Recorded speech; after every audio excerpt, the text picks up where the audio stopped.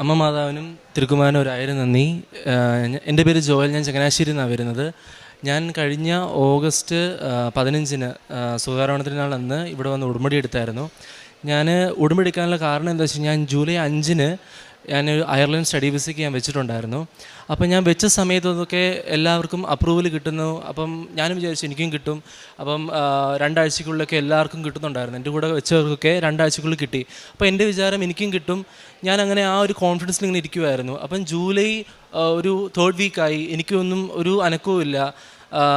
എൻ്റെ ഒപ്പം വെച്ചവർക്ക് എല്ലാവർക്കും തന്നെ കിട്ടാൻ തുടങ്ങി.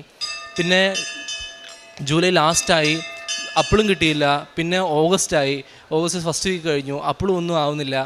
അപ്പോൾ എൻ്റെ കസിൻ ചേച്ചി ഇവിടെ വന്നിട്ട് ഉടമ്പടി എടുത്ത് പ്രാർത്ഥിച്ച് അങ്ങനെ ക്യാപ്സ് എക്സാം ക്ലിയർ ചെയ്തായിരുന്നു. ഭയങ്കര പാടായിരുന്നു ചേച്ചി, പക്ഷേ ചേച്ചി ക്ലിയർ ചെയ്തായിരുന്നു. അപ്പോൾ ചേച്ചി പറഞ്ഞു, ഇങ്ങനെ നീ ഒന്ന് കൃപാസനത്തിൽ നിന്ന് പോ, എന്നിട്ട് ഉടമ്പടി എടുത്ത് പ്രാർത്ഥിക്കാൻ പറഞ്ഞു. ഞാൻ അങ്ങനെ ഓഗസ്റ്റ് 15-ന് ഇവിടെ വന്ന് ഉടമ്പടി എടുത്ത് പ്രാർത്ഥിച്ചു.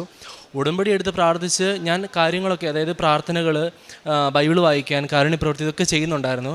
പക്ഷേ അപ്പോഴും ഞാൻ നോക്കുമ്പോഴത്തേക്കും ഞാൻ കേൾക്കുന്നത് ഫുൾ ഇങ്ങനെ റിജക്ഷൻസാണ് കൂടുതൽ. അപ്പം ഞാൻ അയർലൻഡ് അവർ കുറച്ചും കൂടെ സ്ട്രിക്റ്റ് ആക്കിയിട്ടുണ്ടായിരുന്നു.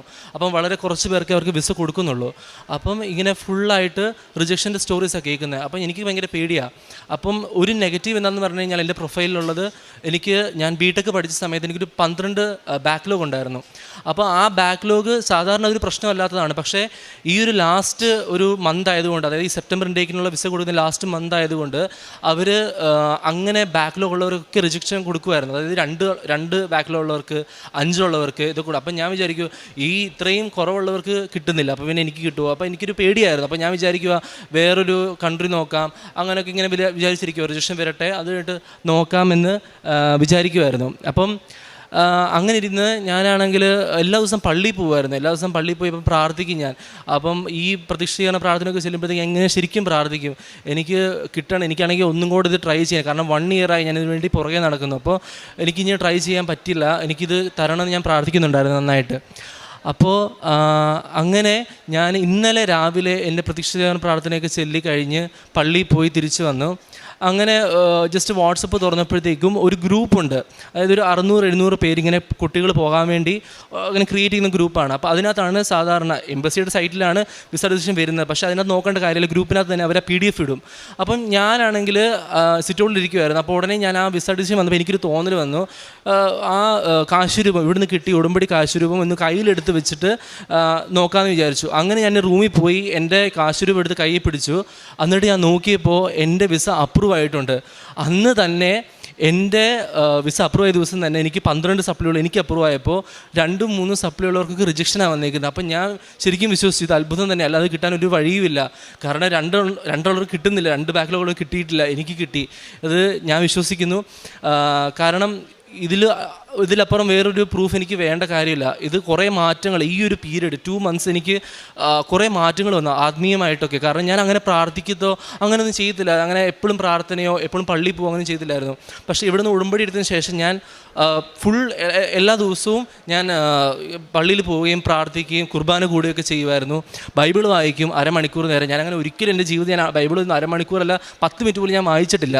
ഞാൻ ഈ ഉടമ്പടി എടുത്തതിന് ശേഷം ഞാൻ അരമണിക്കൂർ ബൈബിൾ വായിക്കും. എല്ലാം എനിക്ക് ഒത്തിരി ചേഞ്ചസ് ഉണ്ടായി. എൻ്റെ ഡെയിലി ലൈഫിൽ തന്നെ ഒരു ഭയങ്കര മാറ്റം ഉണ്ടായി, ഒരു റുട്ടീൻ ഉണ്ടായതുപോലെ എനിക്ക് തോന്നി.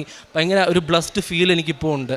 അപ്പം ഈശോയ്ക്കും അമ്മയ്ക്കും 1000 നന്ദി. ഒരു ഉടമ്പടി സാക്ഷ്യത്തിൽ വളരെ വ്യക്തമായിട്ട്, വളരെ ചെറിയ വാക്കുകളാണ് ഈ മകൻ സാക്ഷ്യം പറഞ്ഞതെങ്കിലും അതിൻ്റെ ഒരു തുടക്കവും ഏറ്റവും അവസാനവും വ്യക്തമായിട്ട് മനസ്സിലാകുന്നുണ്ട്. ഇവിടെ ഒരുപാട് ചെറുപ്പക്കാരായിട്ടുള്ളവർ സാക്ഷ്യം പറയാൻ എത്തുന്നുണ്ട്. അപ്പം ഇവർ വിദേശത്തേക്ക് പോകുന്നു എന്നതുള്ളതല്ല നമ്മുടെ സന്തോഷത്തിൻ്റെ കാരണം. അതിപ്പം ഒരാൾക്ക് പരീക്ഷ ജയിക്കുന്നതോ ഒരാൾക്ക് അവരുടെ ആ ഉദ്ദിഷ്ട കാര്യം നടന്നു എന്നുള്ളതുള്ളതിനേക്കാളും അപ്പുറം തൻ്റെ ഈ ചെറുപ്പകാലം 10-24 വയസ്സിൽ ഒരു വ്യക്തി അനുഭവം വെച്ച് ഇപ്പോൾ ഈ ഒരു സമൂഹത്തോടും ഭാവിയിൽ ഒരുപാട് പേരും കേൾക്കുവാൻ തക്കവിധം ഒരു ദൈവാനുഭവം പറയുവാനായിട്ട് ഈ കാലഘട്ടത്തിൽ ഒരു ചെറുപ്പക്കാരനെ ഉടമ്പടി സഹായിക്കുന്നു.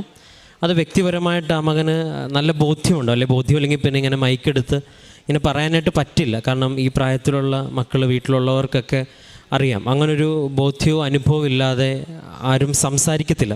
അപ്പം അങ്ങനെ ഒരു വ്യക്തിയെ കൊണ്ടുചെന്ന് നിർത്താനായിട്ട് പരിശുദ്ധ അമ്മ സഹായിക്കുന്നു എന്നുള്ളതാണ് ഏറ്റവും പ്രധാനപ്പെട്ട. അപ്പം മാതാവിൻ്റെ ഏറ്റവും വലിയ ഉത്തരവാദിത്വം, ഒരു അമ്മയുടെ ഉത്തരവാദിത്വം എന്നതുപോലെ മകൻ കൂടുതൽ പ്രാർത്ഥിക്കുന്നു, ക്രിസ്തുവിലേക്ക് അടുക്കുന്നു എന്ന് പറയുന്നത് അമ്മ ഈ കാര്യത്തിൽ വളരെ കൃത്യമായിട്ട് ഇവർക്ക് മനസ്സിലാകുന്ന ഭാഷയിൽ ഇപ്പം ഈ മകൻ പറയുന്നുണ്ട്, ഞാൻ ഇത് കിട്ടിയപ്പോഴേക്കും കാശ് രൂപ എടുത്ത് വെച്ച് പ്രാർത്ഥിച്ചു. അപ്പോൾ മറ്റുള്ളവർക്ക് ലഭിക്കാതിരുന്നതിൻ്റെ സന്തോഷമല്ല, പക്ഷേ എനിക്ക് അതിൻ്റെ അർഹത ഇല്ലായിരുന്നിട്ടും, എനിക്ക് സാധ്യത ഇല്ലായിരുന്നിട്ടും പരിശുദ്ധ അമ്മ ഇതെനിക്ക് നൽകി. കാരണം എൻ്റെ ജീവിതത്തിൽ വ്യക്തമായിട്ട് കുറേ മാറ്റങ്ങൾ ഞാൻ വരുത്തി. അതിൽ പ്രകടമായിട്ട് പറഞ്ഞത് വിശുദ്ധ ഗ്രന്ഥത്തിനെക്കുറിച്ചും ദേവാലയത്തിൽ പോകുന്നതിനെക്കുറിച്ചുമാണ്.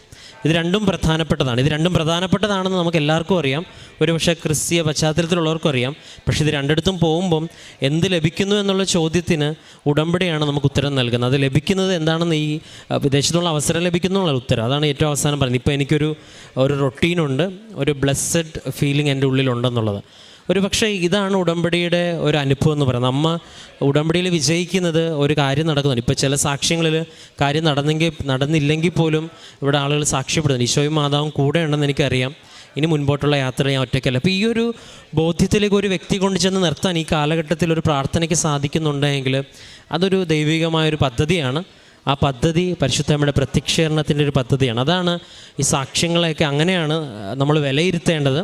അപ്പോൾ ഒരു വ്യക്തിയുടെ ജീവിതത്തിൽ പ്രാർത്ഥനയുടെ സമയം കൂടുന്നു, പ്രാർത്ഥിക്കുവാനുള്ള വിശുദ്ധ ഗ്രന്ഥം വായനയുടെ സമയം കൂടുന്നു. കാരണം ഈശോയിലേക്ക് അടുക്കുന്ന ഒരു വ്യക്തികൾക്ക് ഒരിക്കലും ബൈബിൾ മാറ്റി നിർത്തി, കൂദാശകളെ മാറ്റി നിർത്തി കർത്താവിനെ അന്വേഷിച്ചിറങ്ങി തിരിച്ചാൽ അത് ഭയങ്കര കഠിനമായിരിക്കും. കാരണം ദൈവം വെളിപ്പെടുത്തി ഇതൊക്കെ സത്യസന്ധമാണെന്നും അത് സാക്ഷ്യങ്ങളിലൂടെ സ്ഥിരീകരിക്കപ്പെടുന്നൊരു സത്യമാണ്. അപ്പം അതുകൊണ്ട് ഉടമ്പടി നിബന്ധനകൾ ആദ്യം കൃത്യമായിട്ട് പാലിക്കാനുള്ള പരിശ്രമം ഉണ്ടാവുക. അപ്പോൾ ദൈവം നമ്മളോടൊപ്പം ഉണ്ടെന്നുള്ളൊരു അനുഭവം നൽകും. അതൊരു പക്ഷെ നമ്മൾ ആഗ്രഹിക്കുന്നത് പോലെ നടക്കണമെന്നുള്ളതല്ല, പക്ഷേ നമ്മുടെ ഉള്ളിൽ പരിശുദ്ധ അമ്മ സാന്നിധ്യം നൽകും, സംസാരിക്കും, സാന്നിധ്യം നൽകുമെന്നുള്ളത് എത്രയേറെ സാക്ഷ്യങ്ങളും എത്രയേറെ അനുഭവങ്ങൾ കൊണ്ട് സ്ഥിരീകരിച്ചിട്ടുള്ളത്. പ്രത്യേകിച്ച് ഈ മകൻ്റെ സാക്ഷ്യം ഒരു പരിധിവരെ എല്ലാവർക്കും സഹായകമാകട്ടെ എന്ന് പ്രാർത്ഥിക്കുന്നു. അപ്പോൾ ഇവന് ലഭിച്ച ഈ അനുഭവത്തിനെയും അതിനേക്കാളും അപ്പുറം പ്രാർത്ഥനയിൽ ശക്തിയുണ്ട് എന്ന് മനസ്സിലാക്കിയ വലിയ ബോധ്യത്തെയൊക്കെ പ്രതി നമുക്ക് കരങ്ങളടിച്ച് ദൈവത്തിൻ്റെ നാമം മഹത്വപ്പെടുത്താം.